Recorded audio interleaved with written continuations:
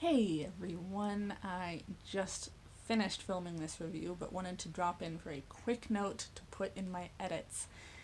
In this book review, I discuss sex education and racism. The racism part is mostly an explanation of what occurs in the book. I am a white woman living in Montana, grew up in Montana. I have a very limited education on race. I am always trying to learn more and better myself, but that said, I'm not really the person to be having a huge conversation about the race in this book. So I just kind of give you a lowdown on this is what happens in the book, this is where they're coming from. As for the sex education, I studied sex education, sex, gender, and women's studies whenever I was in college and consider myself very well read on this topic. That said, my opinion is my own, and don't be too insulted by anything that I say. Hello readers, I'm Amy and I'm your nonfiction feminist.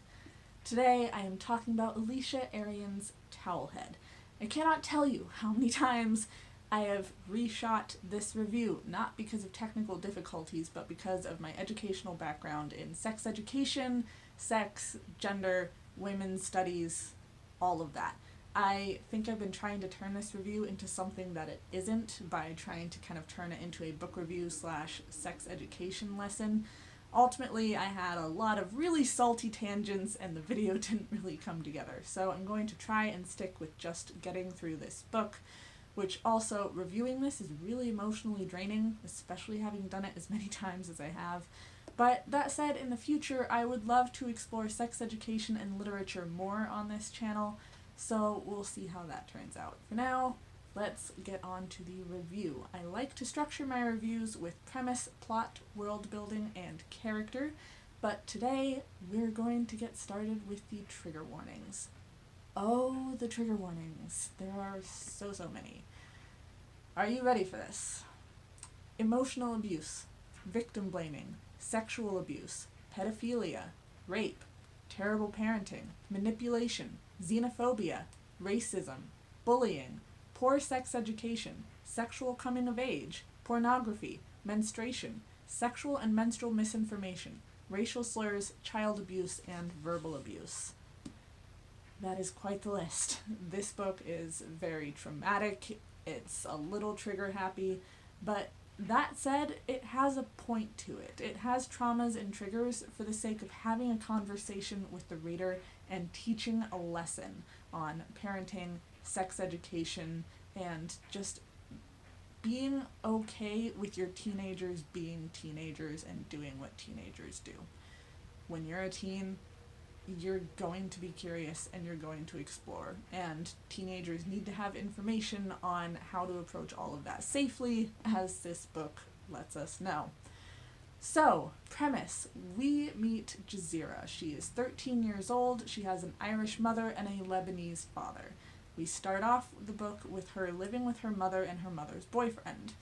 Mom's boyfriend gets an interest in 13-year-old Jazeera, and Mom, being the excellent parent that she is, kicks Jazeera out of the house to go live with her father. Because, yeah, it's totally the 13-year-old's fault that she's developing her secondary sex characteristics, and it's all her fault that the boyfriend is hitting on her. It has nothing to do with the boyfriend being a sick man. So anyways, Jazeera's father. Super strict, not much better at parenting than Jazeera's mother. He is a very jealous person on top of being very strict, and also tends to blame Jazeera for absolutely everything. Same as Mom does. Anything bad that happens is obviously Jazeera's fault. It can't be the fault of the parents. It's not like the parents are their own people who are responsible for their own decisions. You see what I mean when I said that I was super salty in reviewing this book? Alright, we'll just set it up here with my sex education books. It's a good spot for it. So that's the premise. Jazeera is living with her father and she is having her sexual coming of age. A lot of people in this book take advantage of that and manipulate her for that. So that brings us into the plot. Yeah. If you want to know the plot of this book, please refer back to my list of trigger warnings. Which leads us right into world building. World building. So, this book was published in 2005. That is only a few years after the Twin Towers in New York were bombed. And I think about the middle of this book is when the war in Iraq gets started. Jazira's Lebanese father is very gung-ho about the war. He keeps up on all the news, whether that's radio, TV, anything like that. And Mr. Vuoso, who is one of their neighbors, he's 37 years old, he and Jazira's dad, who's named Rafat, end up getting into this who's more American kind of neighboring war. They have this thing with who raises and lowers the flag the most often, or who has the better lighting for their flag. It provides some really great comic relief for this book. Another important thing to note about this being at the time of the Twin Towers and the war in Iraq is that there are a lot of racial slurs, most of them coming from Mr. Vuoso and his son Zach, who picks them up from Daddy. Yeah, a lot of racial slurs. As you can tell, this book is called Towelhead. That is a very racist term for someone who is Muslim or of Lebanese or similar descent, because, yeah, all brown people are Muslims. That's also how that works. As far as Jazira's father being really strict, that also plays a huge part in the world building of this book. He blames her for everything. He feeds her some misinformation on becoming an adult and starting her period and everything. He tells her that she is not allowed to wear tampons because tampons are only for married women. The thing is, tampons are a device to help with periods, with menstruation. Menstruation happens in most female bodies in a wide range of ages. Whether you are 8 years old or 50, you are able to use a tampon if you are taught how. A tampon will not take your virginity, not only because a tampon is not a sexual device, like, say, a sex toy is, but also because virginity is a social construct. Virginity pertains socially to very specific genital-focused sex, and that's not necessarily what sex is. Sex is a lot of things. It's done in a lot of different ways, and to label virginity as only being tied to that single way of having sex, that's not what sex is. And yeah, virginity is something that we decided on in order to keep women in their place. So basically, she was fed some misinformation about menstruation and menstrual products. The other thing that really concerned me with this part is that whenever she starts her period, she calls her mother. She wants to talk to her mom about what's going on in her body. Her mom's a woman. She's a growing young woman. That's, of course, who she would turn to. And Mom says, no, your dad's there. You need to talk to him. You need to bother him with this. You're going to have to tell him eventually. It's another thing that really got me is that if your child is uncomfortable talking to certain people about certain things, don't force them to talk to that person. Let them talk to someone that they are comfortable with, who is knowledgeable about what's going on. And hey, she's maybe calling her mom because her mom has actually been through this, unlike her dad, who not only is afraid of Jazira growing up and what that means, but also has never been through menstruation himself and can't really have any idea of what it's like. Back to the character of Mr. Vuoso, he is ultimately the one who ends up taking the most advantage of Jazira. So we see her dealing with this, with all of these people, really, who are trying to take advantage of her and manipulate her, because she's growing her secondary sex characteristics, and because she doesn't have a very good support system in her parents, she doesn't know how to deal with that. She hasn't been taught to say no. She doesn't know what consent and mutual respect is concerning sex and other people's bodies, and she doesn't really have an idea of what people are and are not allowed to do with her body, and she doesn't know how to talk about what she is and isn't comfortable with. This is where Melina comes in. She is my absolute favorite character in this book. She's wonderful.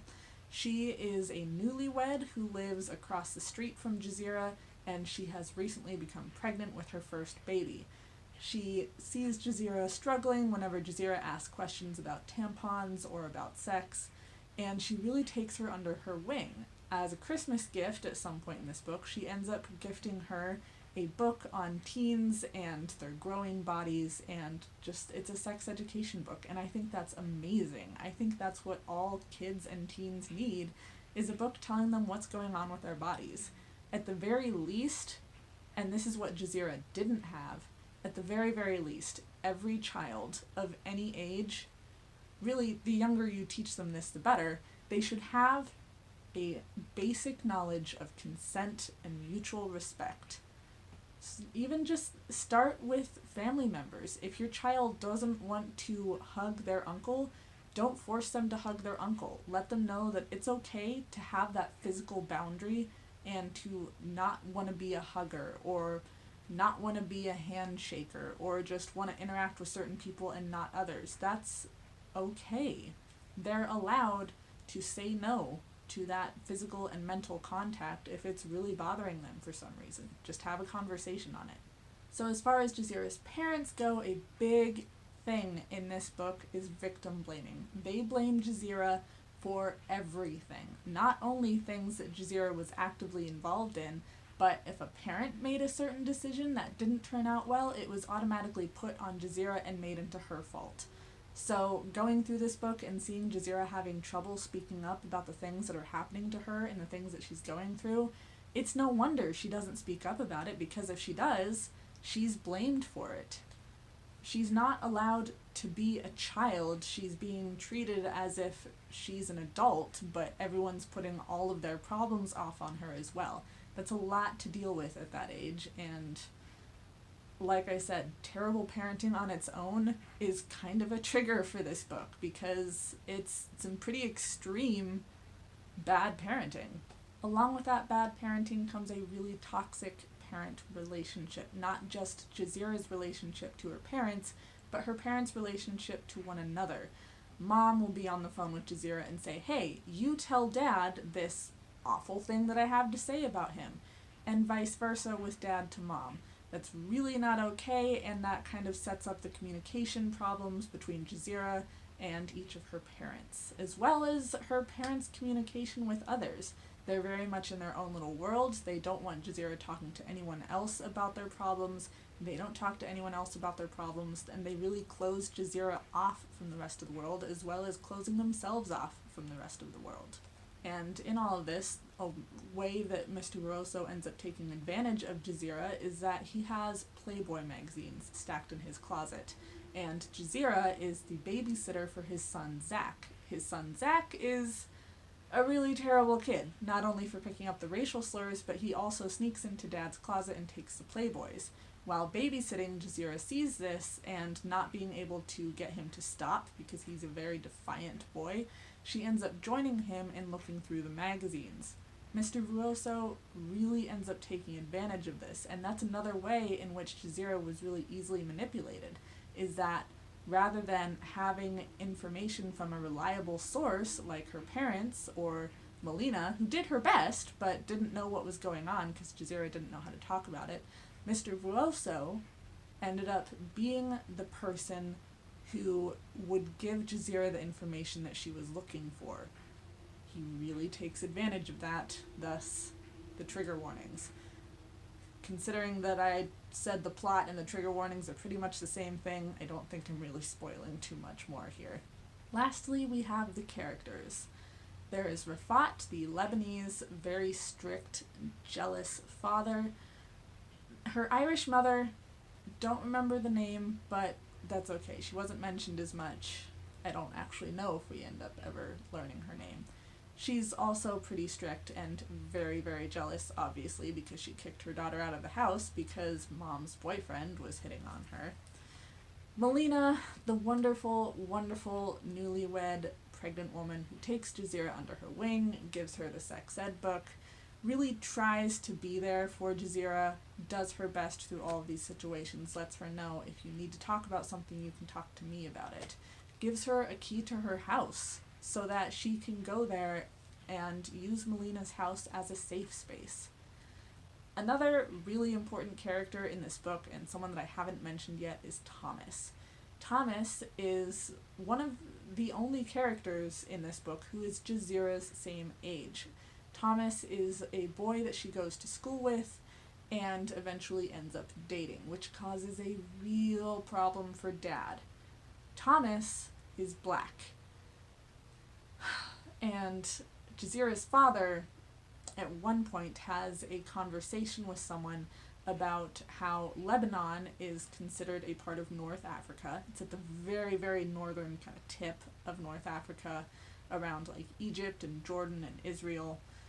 And he says that on the surveys, you know, the surveys where you fill out whether you're Caucasian, Pacific Islander, Native,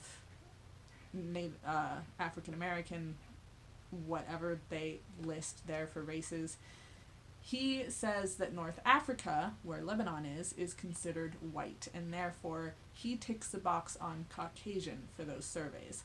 I don't know how much you know about Lebanon, but being in the area of Jordan and Egypt, they're not white people. They, I think, would technically be considered brown, but in this world of Rafat, which I've just outlined for you, dating a black boy is an absolute no-no. He tells Jazeera that Jazeera's mom went through a lot when dating Rafat, which really just totally turns around on the point that he just tried to make about Lebanese people being white, but there you go, that's his character.